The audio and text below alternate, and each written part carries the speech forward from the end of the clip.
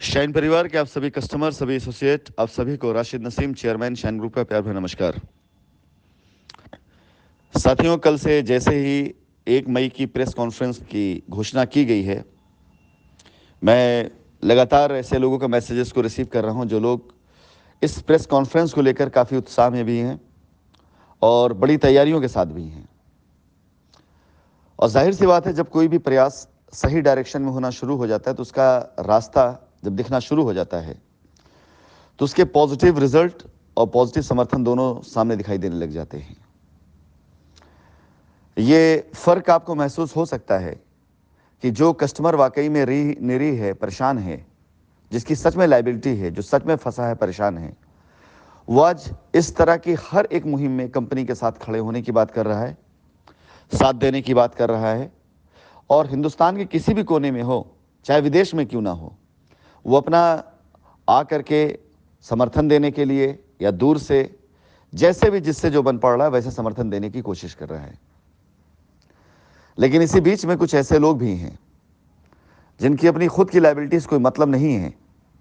जो कस्टमर का पैसा लेकर खुद बैठे हुए हैं, जो कस्टमर से हजारों झूठ बोल करके बैठे हुए हैं, जिन्होंने अपनी खुद की कंप्लेन में, एफआईआर में या रिट में हजारों झूठ गढ़ रखे हैं। अब जब उनको ये दिखाई देने लग गया है कि उनके पोल खुलने वाले हैं तो बस उन्हीं की भाषाएं इस समय बदली रह गई। बाकी सभी के सभी ये समझ चुके हैं कि आप सभी की लायबिलिटी कैसे उतरेगी और आप सभी का काम कैसे होगा। चंद लोग हैं जिनको सिर्फ और सिर्फ अपने स्वार्थ से मतलब है, जो नहीं चाहते कि ये मुहिम, ये मिशन आगे जाए। मैं आप लोगों से अनुरोध करूंगा कि जब 1 तारीख की आपकी प्रेस कॉन्फ्रेंस हो, वहां जो भी कस्टमर जाए वो अपने स्तर पर भी अपनी एक छोटी छोटी वीडियो बना सकता है। प्रेस कॉन्फ्रेंस में हो सकता है कि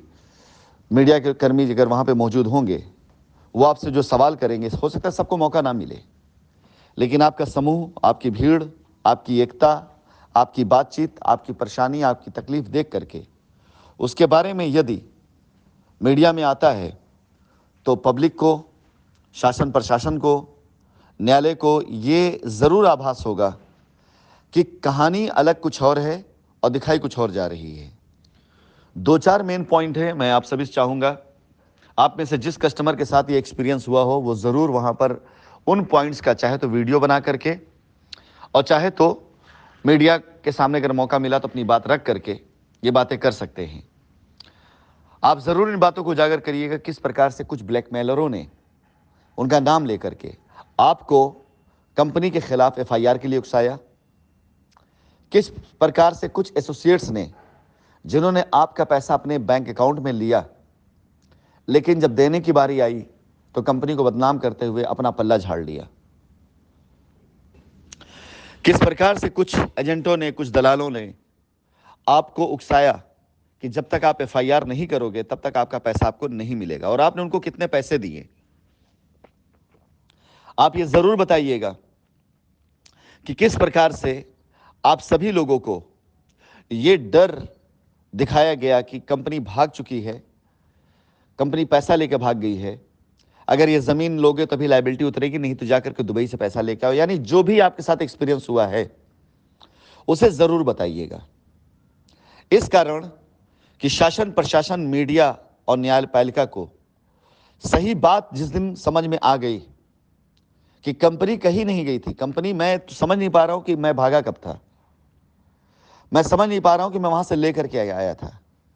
मैं समझ नहीं पा रहा हूं कि मैंने कब कहा था कि मेरी कंपनी बंद हो गई, मैं लॉस पे चला गया, मेरा नुकसान हो गया और मैं अब काम नहीं करूंगा। मैंने कब कहा था ये बात, मुझे समझ नहीं आ रही बात। हमने ताकत लगा दी अपनी, पूरी पैसे खर्च कर दिए, अपनी ज़मीनें आपके हवाले कर दी कि आप अपनी लायबिलिटी ख़त्म कर ले प्लीज़। लेकिन चंद लोगों ने दलाली खाने के चक्कर में, फीस कमाने के चक्कर में जिस प्रकार से कुछ कस्टमर्स को बरगलाकर पूरी की पूरी कंपनी को बिल्कुल एक हाशिए पर लाके खड़ा कर दिया, सिर्फ अपने लालच की वजह से। और कहावत है ना कि कोई भी कुल्हाड़ी किसी पेड़ को तब तक नहीं काट सकती जब तक उस कुल्हाड़ी के बेत में पेड़ की लकड़ी का इस्तेमाल ना हुआ हो। और वही हुआ, शाइन परिवार जैसा इतना बड़ा समूह किसी की हिम्मत या किसी की औकात नहीं थी कि उसको टस से मस कर पाता। लेकिन कुछ कमज़ोर सोच के लोग, कुछ कमज़ोर दिल के लोग, कुछ ऐसे लोग जिनका विज़न मर चुका था, जिनका विश्वास खत्म हो चुका था, उनकी गद्दारी या उनकी इस प्रकार की हरकतों ने, कंपनी के अंदर रह करके घात करने की आदत ने कंपनी को यह नुकसान पहुंचाया। और यह भी सराहनीय चीज़ है कि पिछले 3 साढ़े 3 सालों से मुख्य रूप से मेन लोग खिलाफत में हो गए। उससे पहले 6 महीने से और लोग खिलाफत में थे। अगर देखा जाए तो तकरीबन अरसा 4 साल होने को आ रहा है। इन 4 सालों में कंपनी को बार बार ख़त्म करने की कोशिश की गई, लेकिन कुछ बात है, कंपनी जो है वो हर बार ख़त्म होने से इनकार कर देती है। ये कोशिश करी गई कि मैं किसी तरह से चुप हो जाऊं, शांत हो जाऊं। ये कोशिश करी गई कि कंपनी अपनी लायबिलिटी को याद दिलाना भूल जाए, लेकिन हर बार मुझ अकेले का प्रयास आज यहां तक लेकर के आया है हम सबको, कि हम सब ने मिल करके हिंदुस्तान में कस्टमर का जो एक ग्रुप तैयार किया, उस ग्रुप की अगुवाई करने वाले लोग, उस ग्रुप को निर्भीकता के साथ चलाने वाले, संचालित करने वाले लोग, जिनको ये पता है कि उनका अधिकार क्या है, कस्टमर का हक लड़ने के नाम पर ग्रुप बना करके अपने कस्टमर से खड़े वाले लोग, आज उन सबका साथ मिलना शुरू हुआ। और अब मैं ये कह सकता हूं कि ये कस्टमर की हक की लड़ाई लड़ने वाले लोग आज जिस तरह से एक एक बात को जान करके, सच्चाई को जान करके खुद के लिए जो आज प्रयास कर रहे हैं,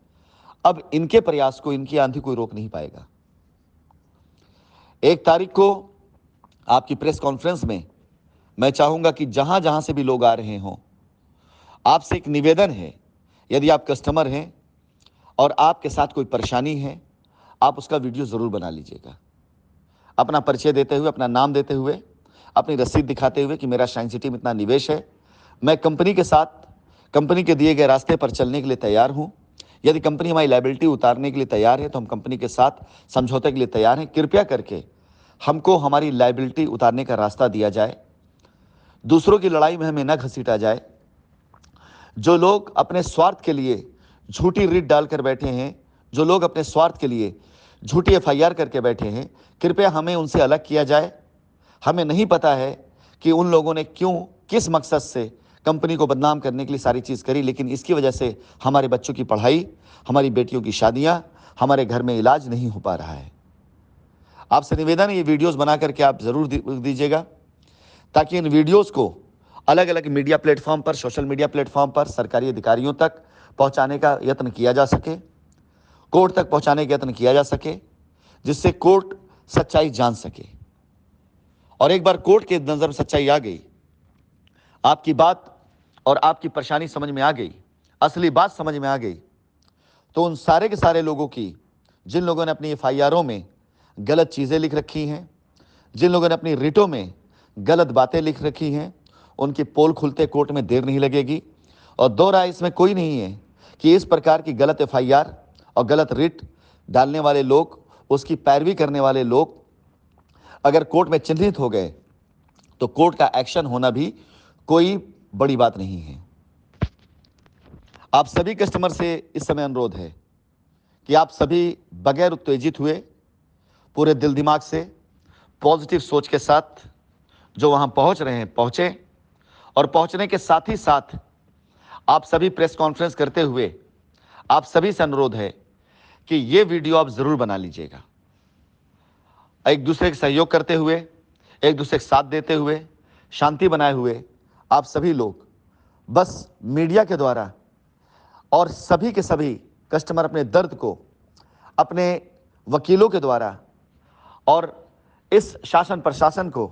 साथ ही साथ माननीय न्यायालय को एक बार अगर ये एहसास दिलाने में कामयाब हो गए कि हम सभी एक साथ लायबिलिटी उतारने के लिए तैयार खड़े हैं। हमें रोका ही जा रहा है इसलिए क्योंकि हमारे रुकने में कुछ लोगों की, चंद लोगों की भलाई है।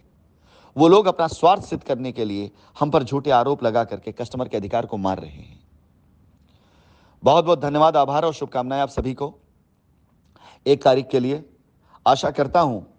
कि आने वाले समय में आप सभी का ये प्रयास, पीछे किए गए प्रयास भी बहुत सफल रहे, ये प्रयास भी काफ़ी सफल होगा।